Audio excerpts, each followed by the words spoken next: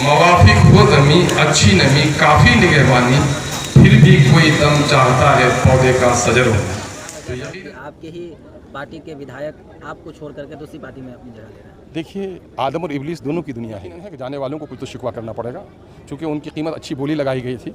वो बिकने के लिए बहुत दिनों से बेचैन थे बेचारे। पहले बच्चा आगोश में न था तो पड़ोसन के बच्चे को गोद लेती थी माएँ, लेकिन अपना बच्चा है तो अब अपने आगोश में अपने बच्चों की परवरिश कीजिए। मवाफिक हो नमी अच्छी नमी काफ़ी निगहबानी, फिर भी कोई दम चाहता है पौधे का सजर होना। तो यकीनन है कि बहुत ही सेहतमंद आदमी का भी बच्चा होगा, थोड़े दिन पालना में रहना पड़ेगा, उस वक्त दौड़ के वो गली से बाहर नहीं जा सकता है। हम लोग इब्तदाई मरहले से हैं, आप जैसे मजबूत साथी आ गए हैं, इंशाल्लाह पार्टी मजबूत हो जाएगी। असल मेरे इस इलाके का दौरा था, यहाँ के कारकुनान का एक जलसा कर दिया, यहाँ पर वर्कर्स स्पीच कर दी। इसी मौके से आना हुआ और एक हमारे लिए एक तारीख़ी मौका था कि हज़रत मौलाना काजी मुजाहिद हुसैन कासमी साहब नवरल्लाह मरकदहू के घर पे आने का बहुत दिन से हमें शौक़ भी था, इस वजह से यहाँ छोटे से प्रोग्राम का इंतज़ाम। ये सदस्यता मुहिम यानी कि मेंबर साजी मुहिम जो चलाई जा रही है पूरे बिहार में चलाया जा रहा है। हाँ, इंशाअल्लाह अगस्त के महीने से पूरे बिहार में मेंबर साजी जोड़ों पे चलाई जाएगी। एक तरफ पार्टी की तरफ से या आपकी तरफ से मेहनत की जा रही है, लेकिन क्या वजह है कि आपके ही पार्टी के विधायक आपको छोड़ करके दूसरी पार्टी में अपनी जगह ले रहे हैं? देखिए, आदम और इब्लीस दोनों की दुनिया है ये, है ना। कुछ लोग मैखाने से मस्जिद में आते हैं, कुछ लोग मस्जिद से मैखाने में चला जाते हैं। दस्तूर ज़माने का रहा है। इन भटकने और गुमराह होने वालों से पार्टी को परवाह नहीं करती है, बल्कि पार्टी इत्मीनान महसूस करती है कि ऐसा आज़ो बातिल जिसके रहने से बदन में टीस होती थी और किसी काम के लायक नहीं, तो वो कट जाए तो बेहतर है। तो मुनाफिकीन की वो जमात हमसे अलग हो गई है, तो उससे पार्टी इत्मीनान महसूस करती है। लेकिन वैसे लोगों का ये भी कहना है कि पार्टी में अख्तरुल ईमान का और अदर लोगों के साथ रवैया सही नहीं है, क्या कहें? यकीनन है कि जाने वालों को कुछ तो शिकवा करना पड़ेगा, क्योंकि उनकी कीमत अच्छी बोली लगाई गई थी। वो बिकने के लिए बहुत दिनों से बेचैन थे बेचारे, है ना। छुप छुप कर मिलना किनका था किनसे।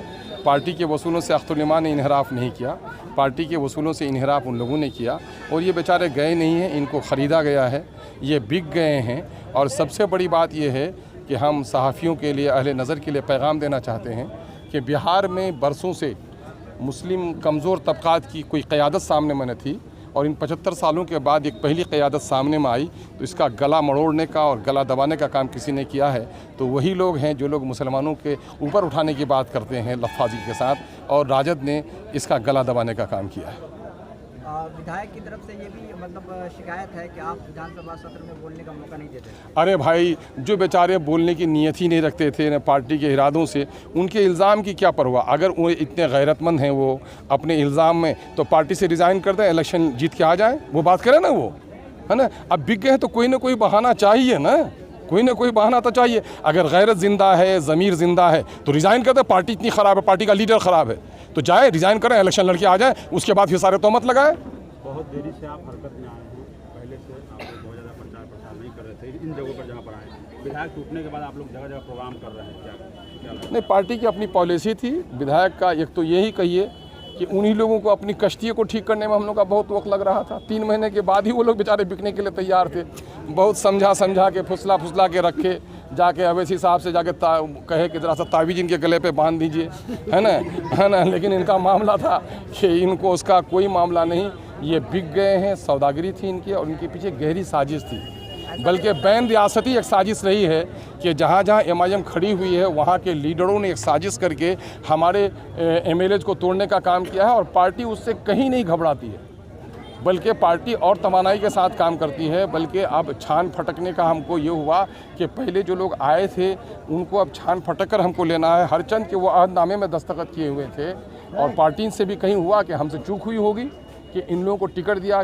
हम लोग समझे थे कि साथ मिल्ली गैरत ज़िंदा होगी इनके दरमियान में, लेकिन जिनके अंदर में कोई मिल्ली गैरत न थी, उन लोगों ने मिल्लत का सौदा किया है। और मैं समझता हूँ कि सौदा सिर्फ अपने सीट का नहीं किया है, बल्कि वो लाखों मज़दूर नौजवान जो दिल्ली में, पंजाब में, मीरठ में, मलियाना में, चाहे गल्फ़ में रहा हो, उनकी पहली तमन्ना ये है कि मेरा कोई कायद मुल्क में तैयार हो, और वो बैरिस्टर असदुद्दीन अवैसी है। अगर बैरून मुल्क भी हम पर कोई जुल्म होता है, कोई मुसीबत होती है, और मुल्क के अंदर में भी अगर कुछ होता है, तो हमारी आवाज़ उठा रहा है, हम उनके साथ हैं।